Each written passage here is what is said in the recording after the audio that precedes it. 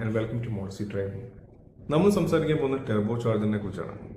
എനിക്ക് തോന്നുന്നു ഇപ്പോഴത്തെ ഏറ്റവും വലിയ കാറുകളിൽ വന്ന മാറ്റം എന്ന് വെച്ചാൽ ഒട്ടുമിക്ക കാറുകളും ടെർബോ ചാർജറാണ്. Be it from 1 litre to say 2 litre ഒന്നും ഇല്ലല്ലേ, 1 litre to 1.5 litre. Basically 2 litre ഒക്കെ വരുമ്പോഴത്തേക്ക് ഇപ്പം സൂപ്പർ എക്സ്പെൻസീവ് ആയിട്ടുള്ള കാറുകൾ മാത്രമാണ് 2 ലിറ്റർ വരുന്നത്. സോ ടെർബോ ചാർജറിന്റെ ഇവല്യൂഷൻ നമുക്ക് നോക്കാം. ഞാൻ എൻ്റെ കൊച്ചിലെ അല്ലെങ്കിൽ ഇന്ത്യയിലെ കാര്യം നമുക്ക് സ്പെസിഫിക് ആയിട്ട് നോക്കാം. ഞാൻ ഇപ്പം എൻ്റെ കൊച്ചിലെ എൻ്റെ കുട്ടിക്കാലത്ത് അല്ലെങ്കിൽ കുട്ടിക്കാലമല്ല എൻ്റെ കോളേജ് ടൈമിന് ടേബോ ചാർജറുള്ള പെട്രോൾ കാർ എന്ന് പറഞ്ഞാൽ മാൻ ഇറ്റ്സ് സൂപ്പർ ലക്ഷൂറിയസ്. കാരണം നിങ്ങൾക്ക് കിട്ടാവുന്ന ഏറ്റവും ചെറിയ ടേബോ ചാർജറുള്ള പെട്രോൾ കാർ എന്ന് വെച്ചാൽ നമ്മുടെ സ്കോഡയുടെ ഒക്ടാവിയ VRS ആണ്. നല്ല മഞ്ഞ കളർ കിണ്ണം കാച്ചിക്കാർ, അത് ടേബോ ചാർജ് പെട്രോൾ ആയിരുന്നു. വേറെ പെട്രോൾ കാറുകൾ ഉണ്ടോ എന്ന് ചോദിച്ചാൽ ഒബ്വിയസ്ലി എൻ്റെ ടൈമിൽ, ഞാൻ കോളേജിൽ പഠിക്കുന്ന ടൈമിലില്ല. ബാക്കിയെല്ലാം BMW, ബെൻസ്, ഓടി ആ റേഞ്ചിലോട്ട് പോകണം ടർബോ ചാർജ് പെട്രോൾ കാറിലോട്ട് വരാൻ. എന്തായാലും നമ്മുടെ സർക്കാരിന്റെ പെട്രോളിന്റെ വിലക്കയറ്റം കാരണമായിരിക്കാം ഇപ്പോൾ നമുക്ക് 1 ലിറ്റർ തൊട്ട് ടർബോ ചാർജ് കാറുകൾ കിട്ടാൻ തുടങ്ങിയിരിക്കുന്നു. That's a win situation. Like നിങ്ങൾക്കിപ്പം മാഗ്നൈറ്റിന്റെ ബേസ് മോഡലിന്റെ മേലുള്ള മോഡല് നിങ്ങൾക്ക് 1 ലിറ്റർ ടർബോ ചാർജ് മേടിക്കാൻ പറ്റും. സോ എന്താണ് ടർബോ ചാർജറിന് ഇത്ര പ്രത്യേക ഫാൻ ഫോളോയിങ് തുടങ്ങി? ഞാൻ ടർബോ ചാർജർ ഫാനാണ്. കാരണം എനിക്ക് ഡീസൽ ടർബോ ചാർജറാണ് ഉള്ളത്. ഡീസലിനകത്ത് ടർബോ ചാർജർ അതിനകത്ത് വലിയ സ്പെസിഫിക് ആയിട്ട് വലിയ റീസൺ ഒന്നുമില്ല. കാരണം diesel is already A sluggish motor. ഭയങ്കര ഒരു പെട്രോൾ എഞ്ചിനേക്കാളും വെയിറ്റ് കൂടുതലും അല്ലെങ്കിൽ അതിൻ്റെ ഒരു എന്താ പറയണ്ട ഇൻസ്റ്റന്റ് ആയിട്ട് ടോർക്ക് കൊടുക്കാൻ പറ്റാത്തൊരു എഞ്ചിനാണ് ഡീസൽ. സോ അതിനൊരു ടർബോ ചാർജർ കൊടുത്താൽ ഒരു അതായത് ലോ എൻഡിലുള്ളൊരു പൾസ് കിട്ടുമല്ലോ. ആ ഒരു പൾസ് കൊടുക്കാനാണ് ഡീസലിനകത്ത് ടർബോ ചാർജർ വെച്ചേക്കുന്നത്.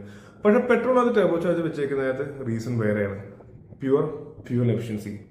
നിങ്ങൾ നോക്കുവാണെങ്കിൽ 1 ലിറ്ററിന്റെ ഒരു നാച്ചുറൽ ആസ്പിറേറ്റർ എഞ്ചിനും ടർബോ ചാർജറും കൂടെ നോക്കുവാണെങ്കിൽ നിങ്ങൾക്ക് ഒരു 1.5 ലിറ്ററിന്റെ മേളിൽ ഉള്ളൊരു നാച്ചുറൽ ആസ്പിറേറ്റർ എഞ്ചിന്റെ കാളും കൂടുതൽ പവർ നമുക്ക് ടർബോ ചാർജർ വെക്കുന്ന മൂലം എക്സ്ട്രാക്ട് ചെയ്യാൻ പറ്റും.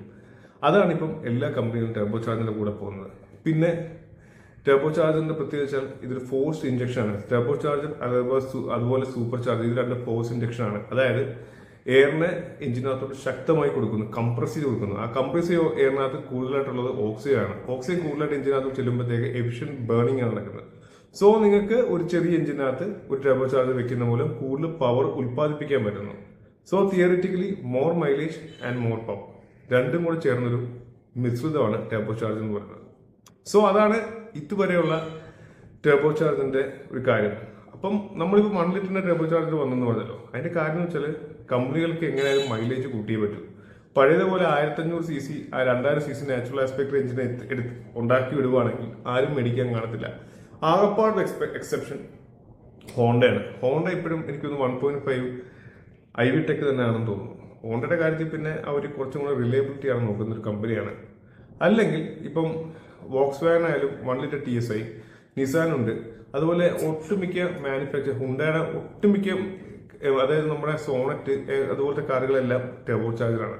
അപ്പൊ ടർബോ ചാർജർ എന്തായാലും നല്ലൊരു ടെക്നോളജി ആണെന്ന് വെച്ചാൽ നല്ലൊരു ടെക്നോളജി തന്നെയാണ്. പക്ഷേ അതിന്റെ ലൈഫ് നമ്മൾ യൂസ് ചെയ്യുന്ന പോലെ ഇരിക്കും. Let me explain. ഒരു ടർബോ ചാർജറിന്റെ ആക്ച്വൽ ലൈഫ് എന്ന് പറഞ്ഞാൽ ഒരു എഞ്ചിന്റെ അല്ലെങ്കിൽ ഒരു 2 പിസ്റ്റൺ മാറുന്ന ടൈമാണ് ഒരു ടർബോ ചാർജറിന്റെ ലൈഫ് പറയുന്നത്. ഞാൻ കുറെ എക്സ്റ്റെൻസീവ് ആയിട്ട് നമ്മൾ നെറ്റിലെല്ലാം നോക്കിയപ്പോഴും പറയുന്നത് 2 സിലിണ്ടർ, അതായത് നിങ്ങൾ 2 പ്രാവശ്യം എഞ്ചിൻ പണി ചെയ്താലേ ഒരു ടർബോ ചാർജർ പോകത്തുള്ളതാണ്. പക്ഷേ അത്ര ലൈഫ് നമ്മുടെ ടർബോ ചാർജറിന് കിട്ടുന്നുണ്ടോ എന്ന് വെച്ചാൽ ഇല്ല. ടർബോ ചാർജറിന് പോകാനുള്ള ഫസ്റ്റ് റീസൺ എന്ന് പറഞ്ഞാൽ നമ്മൾ പെട്ടെന്നൊരു സ്ഥലം വരെ പോകുന്നു. അപ്പോൾ മുമ്പ് പെട്രോൾ കാർ ഉപയോഗിച്ച ഒരാളാണെങ്കിൽ നമ്മൾ നേരെ പറത്തി ഒരു സ്ഥലം വരെ പോയിട്ട് അവിടെ ചെന്ന് വണ്ടി ഓഫ് ചെയ്ത് ഇറങ്ങുന്നു. അങ്ങനെ ഒരിക്കലും നമ്മൾ ടർബോ ചാർജുള്ള കാരണത്ത് ചെയ്യില്ലേ. നമ്മൾ ഒരു സ്ഥലത്ത് നല്ല കാല് കൊടുത്ത് ഓടി ചെന്നിട്ടുണ്ടെങ്കിൽ ഒരു 10 to 20 സെക്കൻഡ് ആ എഞ്ചിൻ അതേപോലെ തന്നെ ഐഡിൽ ചെയ്ത് വളരെ സ്മൂത്ത് ആയിട്ട് നിർത്താനായിട്ട് ശ്രമിക്കുക. കാരണം നമ്മൾ പെട്ടെന്ന് താക്കോൽ ഓഫ് ചെയ്യുമ്പോഴത്തേക്ക് എഞ്ചിൻ ഓഫ് ചെയ്യുന്നു. ഈ എഞ്ചിനകത്തുള്ള ഓയിൽ തന്നെയാണ് ടർബോ ചാർജറിനെ ലൂബ്രിക്കേറ്റ് ചെയ്യുന്നത്.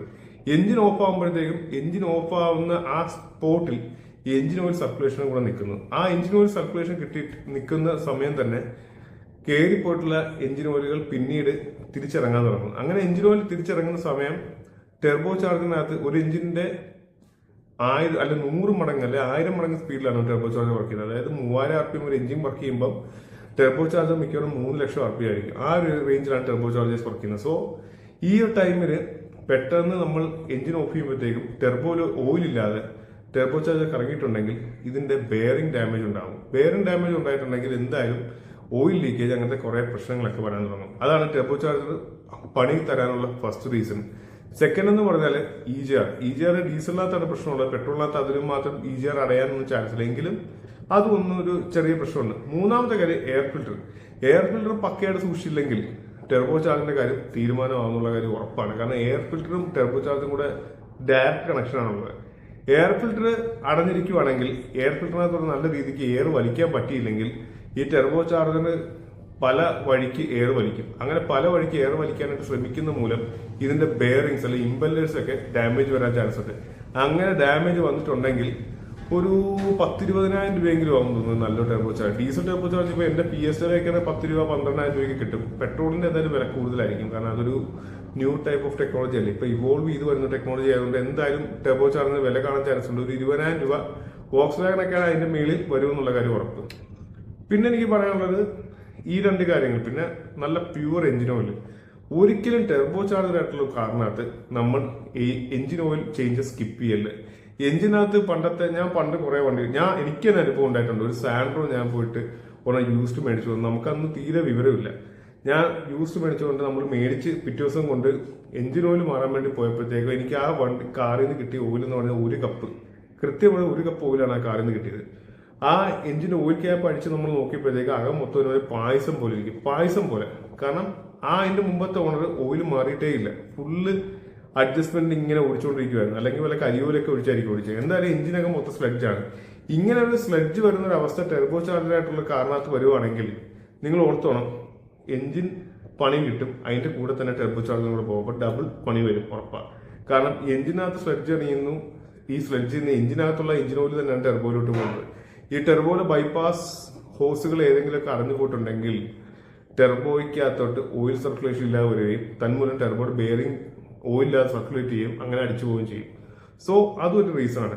പിന്നീട് എനിക്ക് തോന്നിയിട്ടുള്ള കാര്യം എന്ന് വെച്ചാൽ എയർ ഫിൽറ്റർ യൂസേജ് തന്നെയാണ്. കാരണം എനിക്ക് അനുഭവം ഉണ്ടായിട്ടുണ്ട്. എന്റെ PSയുടെ എയർ ഫിൽറ്റർ ഞാൻ കുറെ നാള് നമ്മൾ വിട്ടുപോയി മാറാനായിട്ട്.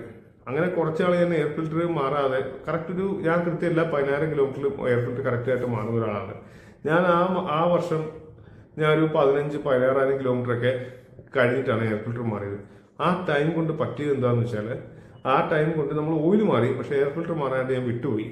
ആ ടൈം കൊണ്ട് പറ്റിയതെന്ന് വെച്ചാൽ എന്റെ ടെർബോ ചാർജറിന്റെ ഇൻലെറ്റ് പൈപ്പ് ഉണ്ടല്ലോ, അതായത് എഞ്ചിനകത്തോട്ട് പോകുന്ന പൈപ്പിന്റെ ആ സൈഡിൽ നിന്നൊക്കെ ഓയിൽ ലീക്ക് ചെയ്ത് തുടങ്ങി. അതായത് അതൊരു സിംറ്റമാണ്. ടെർബോ ചാർജർ വളരെ കഷ്ടപ്പെട്ട് എയർ വലിക്കുന്നു എന്നുള്ള സിംറ്റം.